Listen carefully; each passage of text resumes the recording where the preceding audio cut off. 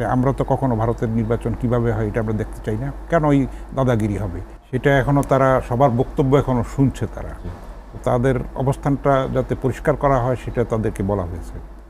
তা আমরা অপেক্ষা করি, দেখি তারা কি বলে। আপনাদের দিক থেকে একটা প্রস্তাবনা ছিল না, সেটা তো এখন আওয়ামী লীগের কার্যক্রম নিষিদ্ধ আছে। এটা প্রধান উপদেষ্টা তো বলেছেন যে কোনো সময় সেটা তুলে নেওয়া হতে পারে।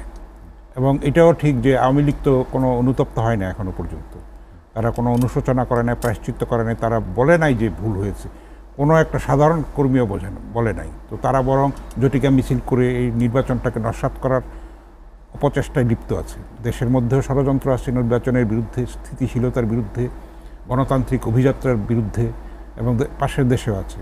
সেটা তো আমরা পরিষ্কার দেখতে পাচ্ছি। এবং ভারতীয় সরকার যে বলেছে যে বাংলাদেশের নির্বাচন তারা কিভাবে দেখতে চায়, আমরা তো কখনো ভারতের নির্বাচন কিভাবে হয় এটা আমরা দেখতে চাই না, কেন ওই দাদাগিরি হবে, এটা কোনোভাবে গ্রহণযোগ্য হতে পারে। আমরা মুক্তিযুদ্ধ করে দেশ স্বাধীন করা জাতি, আমরা বরদাস্ত করব না, মরলীপনা সহ্য করব না। আমরা বন্ধুত্ব চাই, সমতার ভিত্তিতে চাই, ন্যায্যতার ভিত্তিতে চাই। আমরা কোনোভাবেই আমরা করদ্রাজ্য হতে চাই না, কোনো ক্রমে হতে চাই না। স্বামী স্ত্রীর সম্পর্ক আমরা চাই না, এটা লজ্জা এবং ঘৃণার বিষয়। দেশটাকে কোথায় নামিয়ে দিয়ে গেছিল ফ্যাসিস্ট স্বৈরাচার, তারা এখনও আবার পুনর্বাসিত হওয়ার জন্য চেষ্টা করছে। সেই ষড়যন্ত্র দেশের মধ্যেও আছে, আমি বারবার বলছি সেটার ব্যাপারে আমাদের সচেতন থাকতে হবে। যে কোনো মূল্যে স্বাধীনতা, সার্বভৌমত্ব এবং গণতন্ত্রের প্রশ্নে কোনো আপোষ করা যাবে না। জাতীয় ঐক্যমত্য একটা তৈরি হয়েছে এবং আমি বিশ্বাস করি যে আরও তৈরি হবে।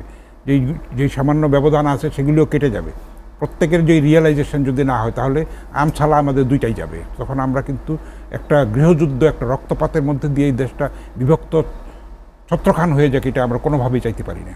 আমরা একটা সেরকম সম্পন্ন জাতি, একটা ঐতিহ্য সমৃদ্ধ জাতি, আমাদের গৌরবের ইতিহাস আছে, মুক্তিযুদ্ধের ইতিহাস আছে। পৃথিবীর বহু দেশ স্বাধীন হয়েছে, কিন্তু মুক্তিযুদ্ধ করে স্বাধীন হওয়া দেশ কিন্তু খুব কম।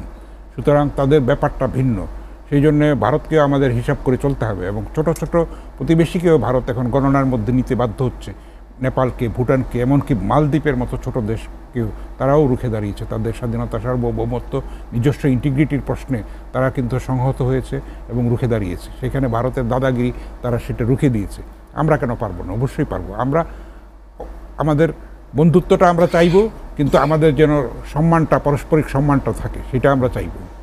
ভোটের ক্ষেত্রে বিশেষ করে গ্রহণযোগ্য নির্বাচনের যে আয়োজন, আপনি জানেন যে আইন শৃঙ্খলা পরিস্থিতির যে অবস্থা, এখনও তো সেই পর্যায়ে যায়নি যেখানে বারবারই আশঙ্কা প্রকাশ করা হচ্ছে যে এরকম একটা পরিস্থিতিতে রাজনৈতিক দলগুলোরও দ্বিমত, ভিন্ন মত, আবার আইন শৃঙ্খলার পরিস্থিতি নাজুক, সেখানে গ্রহণযোগ্য নির্বাচনে কী সুপারিশ ছিল আপনাদের?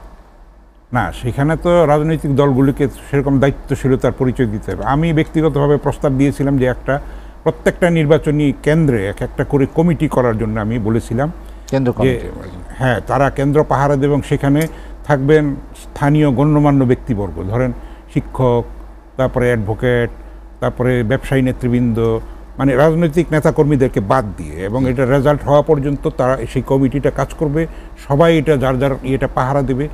লোকালি যদি সবাই ঐক্যবদ্ধ থাকে তাহলে তো সেখানে বিশৃঙ্খলা হওয়ার কিংবা হানাহানি হওয়ার কোনো সুযোগ থাকে না। আমাদের সেই দায়িত্বশীলতার পরিচয় দিতে হবে। সেটা শুধু পুলিশের দায়িত্ব না, শুধু র্যাবের, সেনাবাহিনীর দায়িত্ব না, কিংবা 27-28 জন উপদেষ্টার দায়িত্ব না। আমরা প্রত্যেকটা নাগরিক, যদি 18 কোটি মানুষের প্রত্যেকটা মানুষ যদি আমরা যার যার অবস্থান থেকে দায়িত্বটা পালন করি, এই যুগ সন্ধিক্ষণের এই সংকট, এই চ্যালেঞ্জ আমরা মোকাবেলা করতে তাইলে সক্ষম হব। আমাদেরকে এগিয়ে আসতে হবে এবং সেই দেশপ্রেমের পরিচয়টা দিতে হবে। এবং আমাদের পরীক্ষা কিন্তু সামনে, অগ্নি পরীক্ষার সামনে আছে। আসলে 36 দিনে কিন্তু একটা বিপ্লব হয়ে যায় নাই। এটার জন্য দীর্ঘ পটভূমি ছিল, দীর্ঘ ইতিহাস ছিল, আন্দোলন সংগ্রাম ছিল, গুম ছিল, খুন ছিল, হুলিয়া ছিল, হাজার হাজার নেতাকর্মী লাঞ্ছিত হয়েছে, মিথ্যা মামলার শিকার হয়েছে, ফেরারি হয়েছে, প্রাণ দিয়েছে কত মানুষ। এখনও কিন্তু বহু মানুষ ফিরে আসেনি, সেই গুম কিন্তু এখনও ক্লিয়ার হয়নি। তো যদিও বাংলাদেশ রেটিফাই করেছে গুমের বিরুদ্ধে আন্তর্জাতিক সনদে, কিন্তু তারপরে আমাদের মানসিকতা যদি আমরা না বদলাতে পারি, আইন তো অনেক ভালো ভালো আছে দেশে, কিন্তু সেগুলির সুপ্রয়োগ আমরা দেখতে পাই না। তো ফলে আপনি যেহেতু গুমের প্রসঙ্গটি আনলেন, আপনার কাছে ছোট্ট করে একটু আপনার মতামত নিয়ে তারপর বাবুলের কাছে যেতে চাই। আপনি জানেন যে বাংলাদেশ সেনাবাহিনী, দেশপ্রেমিক সেনাবাহিনী, যেটা দেশের স্বাধীনতা সার্বভৌমত্ব রক্ষার অতন্ত্র প্রহরী, আমরা অনেকটা আমরা গর্ব করি আমাদের বাংলাদেশ সেনাবাহিনী নিয়ে। সেই সেনাবাহিনীর সেনা কর্মকর্তাদের অনেকের নাম এসেছে, সেটি নিয়ে এক ধরনের আলোচনা আছে, একজনের উত্তেজনা আছে। এটি আসলে রাজনীতিতে আসলে কি প্রভাব পড়তে পারে? এটা একটা খুবই স্পর্শকাতর বিষয়, তবে আমাদের সবারই দায়িত্ব হবে যে দেশপ্রেমিক সেনাবাহিনীকে বিতর্কের ঊর্ধ্বে রাখা। সেখানে যে তারা স্ট্যান্ড নিয়েছে, আমরা দেখেছি যে 90-এও তারা সঠিক সিদ্ধান্ত নিয়েছে, মানে রক্তপাত থেকে দেশকে রক্ষা করেছে। 24-এও তারা তাদের অবস্থান থেকে তারা কিন্তু জনতার সঙ্গে থেকেছে, জনগণের সঙ্গে। সেটার আগেই তারা হাসিনা পদত্যাগ করার, পালিয়ে যাওয়ার আগেই তারা কিন্তু সিগন্যাল দিয়েছে যে আপনারা অপেক্ষা করেন, আমরা জনগণের সঙ্গে থাকব। তো আমরা আশা করি যে তারা সেই অগ্নি পরীক্ষায় উত্তীর্ণ হবে। এটা নিয়ে কোনো আসলে বিতর্ক সৃষ্টি করা উচিত না। আমরা চাইব যে সব আস্তে আস্তে ক্লিয়ার হয়ে যাবে। সেনাবাহিনীকে আমরা বিতর্কের ঊর্ধ্বে রাখবো। তারা আমাদের অহংকারের প্রতিষ্ঠান এবং মুক্তিযুদ্ধের মাধ্যমে গড়ে ওঠা একটা শক্তি, একটা সুশৃঙ্খল বাহিনী, ভরসার স্থল কিন্তু আমাদের। সেটা যেন আমরা নষ্ট না করি, আমরা যেন সেখানে দায়িত্বশীলতার পরিচয়টা দিই। আমরা অপেক্ষা করি, দেখি তাদের যারা গুমের সঙ্গে জড়িত ছিল তাদের তো অনেক ক্ষেত্রে দেখা গেছে যে সেটা তারা বাধ্য হয়েছে সেই ক্ষমতা কুক্ষিগত করার জন্য, যারা ক্ষমতা সুপিরিয়র কমান্ডার ছিলেন যারা, হ্যাঁ, তো তারা সেইভাবে পেটোয়া বাহিনীর মতো ব্যবহার করেছে। আবার এমনও আছে যে অনেকে অতি উৎসাহী হয়ে বেশি বাড়াবাড়ি করেছে। সবগুলি কিন্তু একটা নিরপেক্ষ স্বচ্ছ তদন্ত হওয়া দরকার এবং একটা ন্যায্য বিচার হওয়া উচিত, যেটা কোনো প্রশ্নবিদ্ধ না হয়। তাহলেই কিন্তু আমাদের ভবিষ্যৎটাকে আমরা সুনিশ্চিত করতে পারবো। সুতরাং এইটা এমনই একটা ইস্যু যে এইটা নিয়ে খুব বেশি ঘাটাঘাটি করাটাও আমার মনে হয় ঠিক হবে না। আমরা অপেক্ষা করি, আমরা আদালতের উপরে আস্থা রাখি, আমরা সেনাবাহিনীর উপরে আস্থা রাখি, আমরা দেখি কি দাঁড়ায় শেষ পর্যন্ত। পারস্পরিক যে আলোচনাটা হয়েছে, আপনি এটা তো উনি বলেছেন, সেটা এই বাবুল ভাই, যে দীর্ঘ আলোচনা হয়েছে, তর্ক বিতর্ক হয়েছে, এটা বাংলাদেশের ইতিহাসে আর কখনো হয় না এবং একটা ঐক্যের অনেকখানি কাছাকাছি পৌঁছেছে। আপনি 100% আমি বারবার বলি যে এটা সম্ভব না। যতটা সম্ভব হয় এবং একটা যে শ্রদ্ধার জায়গাটা হয়, একটা বন্ডিং যে হয় এবং পারস্পরিক যে মত বিনিময়ের যে একটা সুযোগ তৈরি হয়েছে, একটা প্ল্যাটফর্ম তৈরি হয়েছে, সেটাও তো একটা বড় অর্জন। আপনি দেখবেন, আপনি তো রাতারাতি আশা করতে পারেন না যে দীর্ঘকাল যেখানে গণতন্ত্র অনুপস্থিত ছিল, যেখানে স্বৈর শাসন জগদ্দল পাথরের মতো বসেছিল, চেপে বসেছিল আমাদের উপরে এবং কিয়ামত পর্যন্ত মনে হচ্ছিল যে এটা সরানো যাবে না। কুক্ষিগত করে রাখার জন্য স্তরে স্তরে প্রশাসন বলেন, পুলিশ বলেন, বিচার ব্যবস্থা বলেন, শিক্ষা বলেন, সব জায়গায় ধ্বংস করে দেওয়া হয়েছে। স্তরে স্তরে ডিএনএ টেস্ট করে রিক্রুটমেন্ট হয়েছে, যেগুলি এখনও দূর করা যাচ্ছে না। ফলে এই অভিশাপ, যেমন গাজার কথা যদি আমরা বলি, জাতিসংঘের বিশেষজ্ঞ বলেছে যে এটা কয়েকটা জেনারেশন লাগবে গাজাকে নর্মাল অবস্থায় ফিরিয়ে আনার জন্য। তো সেই সব বিশ্ব বিবেক বলেই কিছু নাই এখন। আপনি বাংলাদেশে কেমনে আশা করেন? এটা আমরাও তো বিশ্বেরই অংশ। কোনো বিশ্ব বিবেক বলে কিছু আছে যেখানে গাজায় যেরকম ঘটনা ঘটেছে, কোনো সভ্য পৃথিবীতে এটা হতে পারে না। তো সুতরাং আমরা অতটা আশা করব না, আমরা বাস্তবের সঙ্গে তাল মিলিয়ে আমরা সেই আশাটা করব। খুব বেশি আশা করলে হতাশ হতে হবে বেশি। তো কিছু হয় নাই, অবশ্যই হয়েছে। আমরা যদি একটু দেখি, এই সরকার যতই তাদের মানে অভিযোগ থাকুক যে কিছু কিছু অথর্ব লোক আছে, হ্যাঁ আছে, তো কিন্তু তাদের সততা নিয়ে আমরা প্রশ্ন তুলতে পারছি না।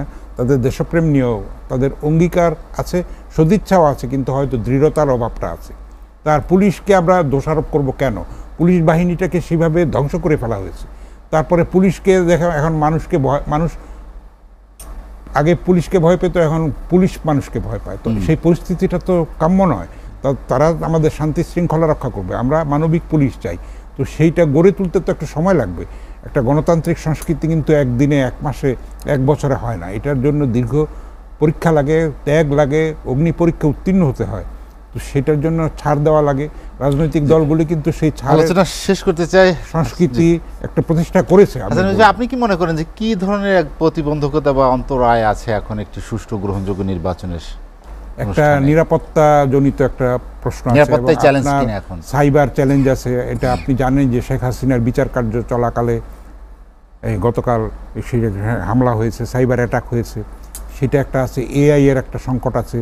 তারপরে অপতথ্য ছড়ানোর যে একটা রিস্ক আছে। মানুষ কিন্তু মিথ্যা কথাটাইকে দ্রুত বিশ্বাস করে ফেলে, যাচাই করে না। আপনি সোশ্যাল মিডিয়াতে আপনি যা ইচ্ছা তাই আপনি লিখতে পারেন, কোনো সেন্সরশিপ নাই।